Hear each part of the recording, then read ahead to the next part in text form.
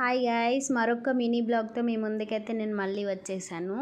Today blog ఏంటి అని అంటే, మా ఇంటి దగ్గర ఉన్న అరటి చెట్టు కింద పడిపోయిందండి. దానికి మంచి గెల ఉంది, పెద్ద గెల వేసింది. కాకపోతే ఏంటంటే ఆ వెయిట్ అనేది ఆపలేక ఆ అరటి చెట్టు అనేది పక్కకి ఇట్లా ఒరిగిపోయింది. మా ఇంటి అలవ దాటి అవతలికి పడిపోయింది చెట్టు. మీరు చూస్తున్నారుగా వీడియోలో, ఇలా వంగిపోయింది.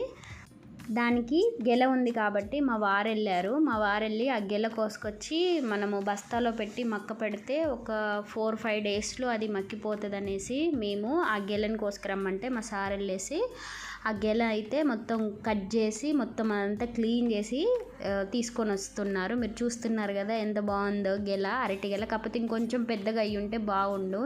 అది బరువు ఉండడం వల్ల ఏమైందంటే వెయిట్ అనేది ఆపలేక మొత్తం అనేది కింద పడిపోయింది. మేమైతే చక్కగా గెలని క్లీన్ చేసి బస్తాలో వేసి తాడు పెట్టి కట్టేసామండి. అది మంచిగా మక్కడానికి అవకాశం ఉంటుంది కాబట్టి. అయితే ఈరోజు మీరు ఏం తిన్నారు లంచ్లోకి? కమెంట్ చేయండి, లైక్ చేయండి, సబ్స్క్రైబ్ టు మై ఛానల్.